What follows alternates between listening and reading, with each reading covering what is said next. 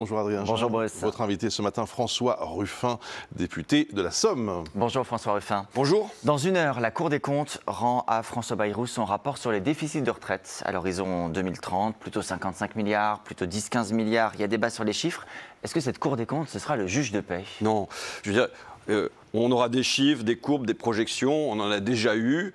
Maintenant, derrière, il y aura un conclave, des négociations entre les syndicats de salariés et de patrons, mais il faut, à la fin, le déboucher, c'est un vote de l'Assemblée. Rappelons qu'il y a un double scandale, un scandale social d'envoyer travailler jusqu'à 64 ans des ouvriers, des auxiliaires de vie, des chauffeurs de bus, des gens qui sont à la peine avec le corps usé, mais qu'il y a un scandale démocratique aussi quand Emmanuel Macron a décidé de faire cette réforme seul contre tous, contre 8 salariés sur 10, contre tous les syndicats unis et contre une majorité de députés à l'Assemblée. Un vote de l'Assemblée pour avaliser ce que les partenaires sociaux auront décidé, vous vous conformerez à ça?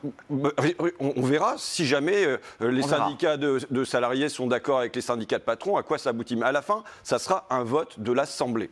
C'est noté. Autre réunion très importante ce matin, elle a lieu à l'Élysée, puisqu'Emmanuel Macron reçoit, lui, les partis politiques à 11h pour parler de la situation en Ukraine et de la sécurité européenne. Est-ce que ça, c'est un rendez-vous utile ?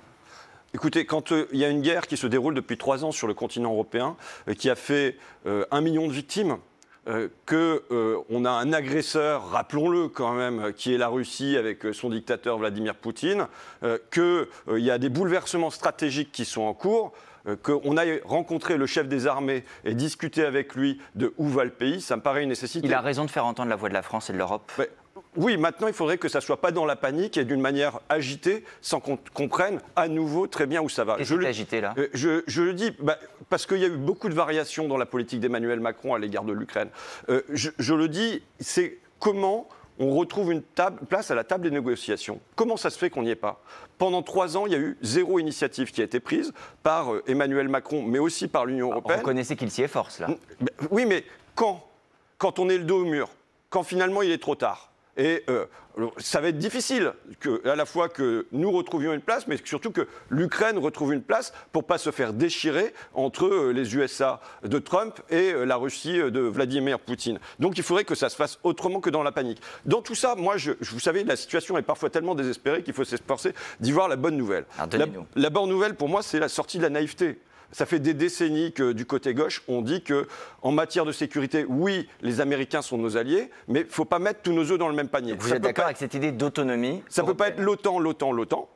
On voit bien que quand le parapluie se retire, c'est la panique à bord. Donc, il nous faut construire une autonomie. Moi, je suis pour une Europe de la puissance industrielle, de la puissance industrielle. Il y a une forme d'alignement aujourd'hui dans votre discours avec Emmanuel Macron, pour le coup. Oui, écoutez, oui, mais il y a une chose, c'est quand même qu'il ne faut pas que ça se fasse par l'incantation. Ça ne se fait pas par la magie du verbe, ça ne se fait pas sur le perron de l'Élysée, ça se fait dans la durée. Ça ne peut pas être par foucade. Et là, ce qu'on a eu, je le dis, l'absence d'initiative pendant 3 ans, c'est quand même quelque chose qui est aujourd'hui. Il y en a aujourd'hui. Emmanuel Macron, autre sujet pour lui, va procéder à la nomination de Richard Ferrand au Conseil constitutionnel, puisqu'hier, le Parlement ne s'est pas opposé à cette nomination. Il a manqué une voix pour recueillir 3/5 de voix contre, c'est juste, mais c'est la règle. Est-ce que vous reconnaissez que le chef de l'État peut désormais procéder formellement à la nomination de Richard Ferrand ? D'un point de vue légal, oui. Maintenant, le pays a besoin d'une opération main propre. Quand on a un Emmanuel Macron qui avait promis une République exemplaire et qu'à l'arrivée, on a tout le contraire, qu'on a proposé comme gardien, comme garant de la Constitution, c'est-à-dire de la loi suprême, quelqu'un qui a trouvé le moyen de se soustraire à la loi, il y a eu des décisions de justice. La décision de justice, ça a été... Il n'a pas échappé à la justice. Ça a été par classement sans suite, d'accord ? Ça a été par la prescription, et il n'y a pas eu de volonté d'aller sur le fond. Vous dites, pardon, opération main propre. Opération main propre, c'était contre la mafia. Richard Ferrand, c'est la mafia qui arrive au Conseil constitutionnel. Je dis, regardons ce que dit Transparency International, la dégringolade de la France en matière de corruption. Qui a nommé Richard Ferrand ? Emmanuel Macron, qui a 2 informations judiciaires d'ouvertes. Qui l'a laissé avaliser à l'Assemblée ?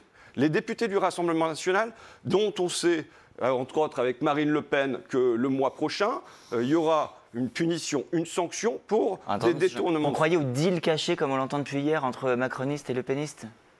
Ce que je vois, c'est une situation où on a massivement, dans le pays, c'est 26 ministres, nous dit Transparency International, qui, depuis 2017, sont pris dans des affaires. Vous savez, Jean-Marie Le Pen disait « tête haute, main propre ». Aujourd'hui, c'est tête basse, main sale.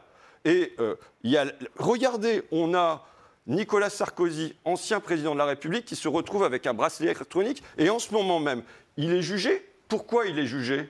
Pour le financement de sa campagne par une puissance étrangère, par la Libye de Kadhafi. Et en se disant gaulliste. Mais De Gaulle, c'était l'indépendance de la France, et c'était un homme qui payait ses factures d'électricité. Quand vous dites ça, est-ce que vous êtes d'accord avec ce constat très noir hier de Jean-Luc Mélenchon, qui dézingue ce qu'il appelle les partis politiques traditionnels? Il dit justement ce RN qui ne vote pas la censure et fait élire Richard Ferrand, un ex-PS devenu macroniste, un PCF qui veut supprimer les RSA. Il dit seule la France insoumise aujourd'hui est un produit frais et sans conservateur. Mais est-ce que la France insoumise est exempte de ça? Pour l'instant, pas.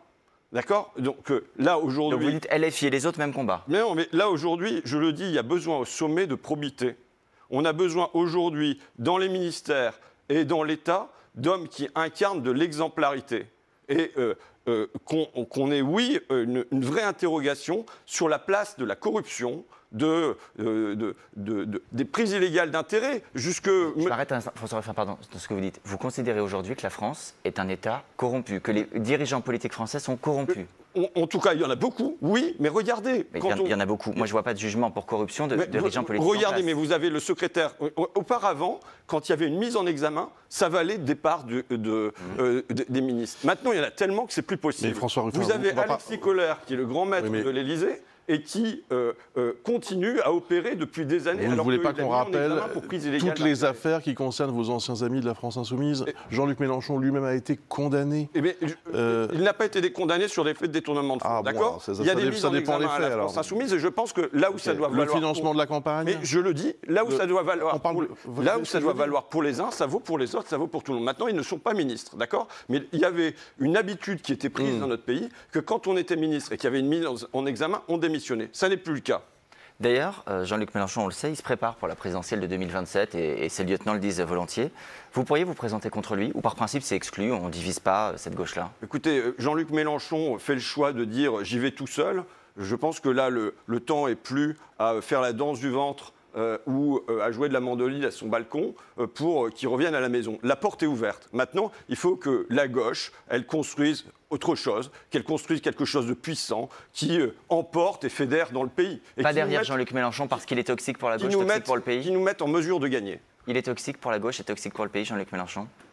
Je dis, la porte est ouverte à Jean-Luc Mélenchon et maintenant nous devons construire, il décide d'y aller seul, nous devons construire à côté quelque chose de puissant et qui soit source d'espérance. Vous savez, ce que je ressens dans le pays, c'est quand même de la tristesse, c'est de la morosité. Et nous, il faut qu'on arrive là-dedans à rallumer la lumière pour possiblement étonner la catastrophe. Quand vous dites qu'on arrive à rallumer la lumière, c'est que vous arriviez, vous personnellement, à rallumer la lumière, vous êtes prêt à le faire vous? Alors, autant certains pensent qu'à eux tout seuls, avec leurs bras fortement musclés, ils parviendront à opérer ça, autant je ne pense pas que c'est un homme providentiel tout seul qui y parvient. Mais en revanche, pensez que dans le pays... C'est un peu le principe de cette présidentielle. Pensez que dans le pays, de la même manière que le soir du 9 juin, on a réussi à trouver, le soir des élections européennes, quand a été annoncée la dissolution, on a réussi à trouver des forces vives dans le pays qui se sont saisies pour aller de l'avant et faire qu'il n'y ait pas une victoire automatique du Rassemblement national. Je pense qu'on peut trouver... Mais vous y prendrez toute votre part, ça on a bien compris. Oui, bien sûr. Un dernier mot, François Ruffin. Aujourd'hui, à l'Assemblée, il y a une journée dédiée aux propositions des groupes parlementaires. C'est le groupe écologiste qui décide de l'ordre du jour, un groupe auquel vous êtes rattaché, avec notamment une proposition que vous soutenez sur une garantie de travailler la journée pour les hommes et femmes de ménage. Si ce texte est aussi important, un point m'échappe, pourquoi a-t-il été mis en toute dernière position par les écologistes? Il n'a aucune chance d'être examiné. Malheureusement, vous savez, tous les textes sont passionnants. Bon, vous savez, malheureusement, les propositions de loi, quand elles passent à l'Assemblée, derrière, et qu'elles émènent des groupes parlementaires, même quand elles sont votées, il faut encore qu'elles soient votées au Sénat et ainsi de suite. Donc, ce qui importe aujourd'hui, c'est qu'on en parle. C'est qu'on se dise que, voilà, comment ça se fait? Je suis sûr que c'est le cas aussi à TF1, c'est le cas à l'Assemblée. Comment ça se fait que c'est des femmes qui viennent de 3e couronne de banlieue parisienne, qui vont se lever à 4h du matin pour commencer à 6h, terminer à 9h, avoir un petit bout de boulot le matin, un petit bout de boulot le soir, avec les difficultés à voir leurs enfants, que ça leur fait un temps plus que complet avec le transport, mais que ça leur fait un salaire incomplet, un salaire partiel. Et que c'est la deuxième ligne que saluait Emmanuel Macron en disant qu'il faudra se rappeler que c'est sur eux que le pays repose. Si c'est sur eux, sur elles, là en l'occurrence, que le pays repose, ça mérite reconnaissance et rémunération, ça mérite d'être bien traité. Vous savez, moi je suis pour que le travail, dans notre pays, les Français puissent en vivre, bien en vivre et pas en survivre. Merci beaucoup François Ruffin, merci Adrien.